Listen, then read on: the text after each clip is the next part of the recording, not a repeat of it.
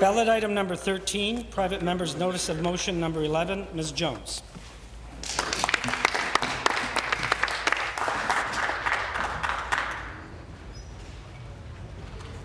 The member for Dufferin-Caledon. Thank you, Speaker. I move that in the opinion of this House, the Standing Committee on the Legislative Assembly should, as part of the Standing Orders study, consider the necessity of amendments to the Standing Orders or Legislative Assembly Act that would extend the protections, immunities, rights and remedies of witnesses and participants in public inquiries to witnesses and participants in committee hearings, including any witness or participant subject to a confidentiality agreement who has information that is in the public interest for the committee to review. Very good. Ms. Jones has moved private member's notice of motion number 11. Pursuant to Standing Order 98, the member has 12 minutes for her presentation. Thank you, Speaker. It was a wordy resolution, but it's an important issue. I rise today to debate an important motion and an issue that I feel very strongly about, and one that has come to the fore because of the recent actions at ORNGE, and before that eHealth, and before that the OLG. That is, of course, the need to protect whistleblowers. My motion is designed to ensure that when people do the right thing and come forward with information that is in the public interest, this House does the right thing and guarantees their protection from future persecutions. I wanted to bring forward this motion today because of the many issues, it seems almost daily, that have been happening and continue to happen at ORNGE, including, Speaker, I might add, $25 million that is still unaccounted for. Speaker, it takes guts to come forward and voice concerns about superiors' misdeeds. It takes guts to do what is right, even when you're told you could suffer greatly by doing so. When scandalous activity occurs, those who are party to it will always attempt to silence those who witness it. It falls on this House to ensure that those who do the right thing are protected. Under the excellent leadership of our colleague from Newmarket Aurora, we have been raising question after question about the issues that are happening at ORNGE. Speaker, many of the terrible stories of wasted money and wasted resources have come from former employees who left in disgust when there were concerns raised and they were ignored by management at ORNGE and the Ministry of Health. It is the responsibility of every member here to stand up for the brave whistleblowers and ensure that the House is on the side of truth, not convenience. This is especially true when it comes to public service. Every employee must feel free to stand up and voice their concerns without fear of repercussion or punishments. Particularly, Speaker, when there is a scandal that significantly warrants the full attention of the public. Indeed, I think the questions in this chamber over the last number of weeks prove the importance of this matter. The situation at the province's air ambulance service ORNGE has deteriorated tremendously. To say the agency is mired in scandal would be an understatement. Speaker, the agency has become the epitome of scandal and incompetence. And this is in spite of the exceptional pilots, excellent nurses, and all of the other dedicated frontline employees at the agency. We've all heard about the dubious web of for-profit entities created by the former president of ORNGE. We've all heard about the alleged financial impropriety of such enterprises. We've all heard of the unprofessional and inappropriate way the agency was run by its senior leaders. And worst of all, we all know about the serious and, frankly, tragic patient safety issues at ORNGE. Questions have been raised in this chamber every single day since the House resumed sitting, as it should be. And yet it seems every day fewer and fewer questions are being answered by the government. Speaker, both parties in opposition have diligently questioned the minister on ORNGE, and both parties have received virtually the same non-answer to every question. Stonewall. Therefore, Speaker, it stands to reason that there are only two possible explanations for this continued course on the part of the minister. Either she is utterly out of her depth and is therefore unable to answer any of the perfectly clear questions posed by the opposition benches, or, Speaker, the minister is intentionally avoiding answering the questions. Whichever it is, I suppose only the minister knows. Speaker, however, I do know that the answers provided by the minister on this issue are simply insufficient. They do not satisfy the Ontario taxpayers whose money was carelessly jeopardized. They do not satisfy the frontline workers at Orange, who were left at the mercy of incompetent management for far too many years. And they most definitely do not satisfy the people whose well-being and, in some cases, lives depended on the air ambulance service. Speaker, while it remains unclear if the minister really understands the gravity of this situation, what is clear is the need for answers surrounding Orange.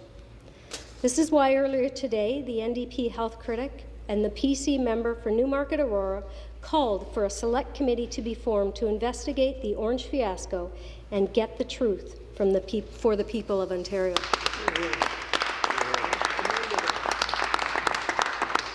Former House of Commons Speaker Peter Milliken's Afghan Papers ruling demonstrated that parliamentary privilege is an important convention in holding the executive to account. A select committee would review the history and operations at Orange and report back to the Legislature with recommendations, thus upholding the standard.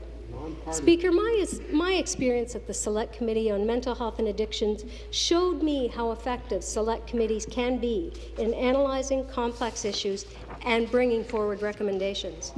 Committees have the ability to drill down and get to the bottom of a problem and come up with solutions. More importantly, a committee would provide a forum for people to voice their concerns and raise awareness about the troubling happenings at Orange. Speaker, I want to, for the record, submit that I personally do not believe the minister willingly authorized the disgraceful misconduct at Orange. I do, however, believe as minister she must be held accountable for the actions at Orange and lack of oversight provided by her ministry. It has now become painfully obvious to every member in the House and every resident of this province that such misconduct did occur. And as we, members of the Legislature, have a responsibility to provide Ontarians with answers. I believe that a select committee is the best way to ensure that the full extent of misconduct at Orange is both determined and documented. I believe that for the Select Committee to do their job, witnesses will want assurances that the information they share with the members of the committee will not put them in jeopardy. My motion would give witnesses the comfort they need to make sure they're doing their civic duty does not mean that Orange can prosecute them.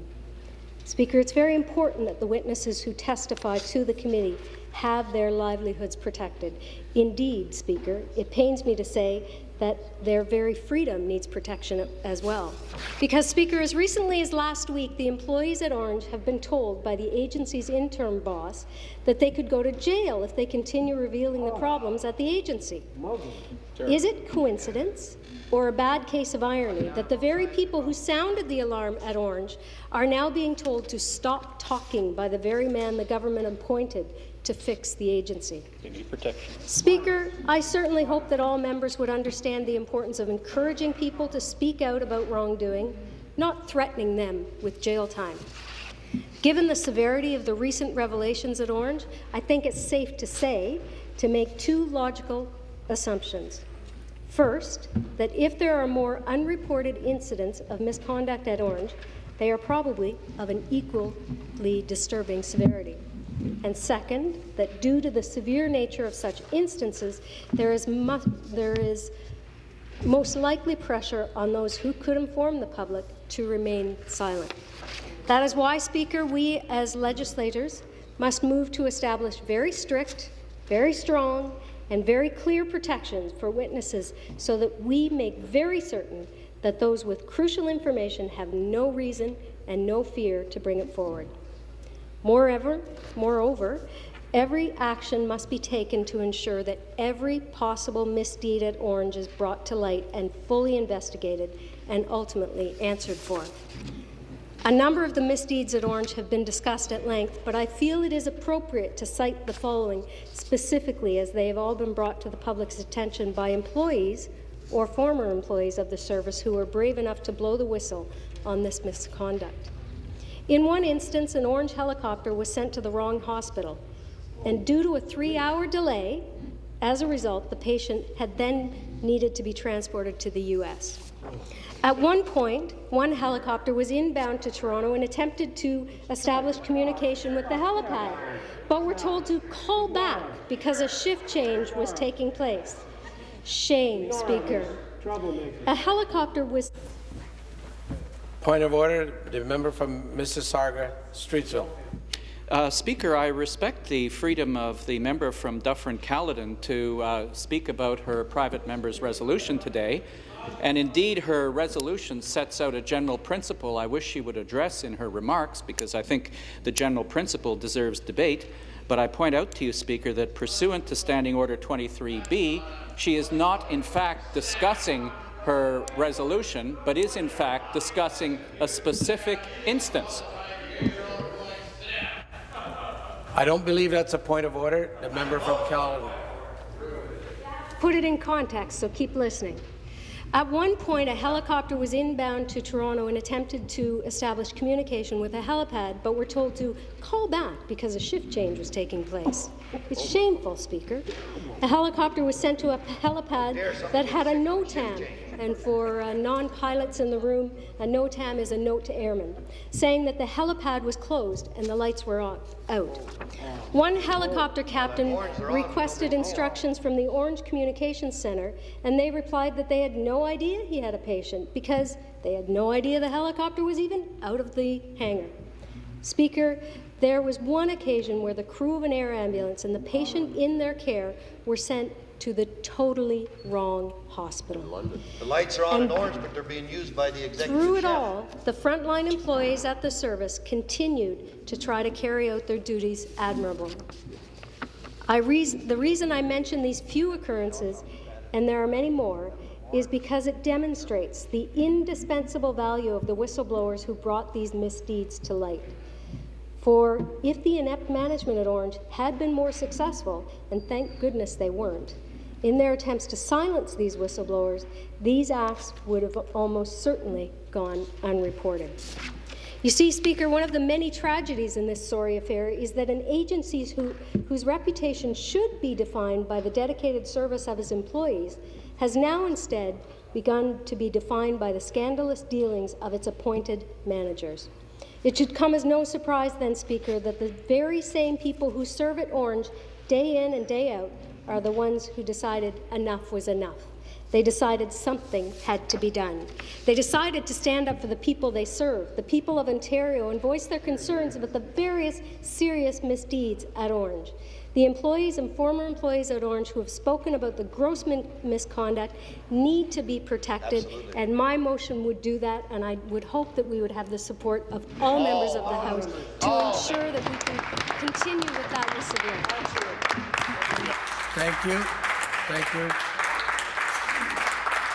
Order. Can I have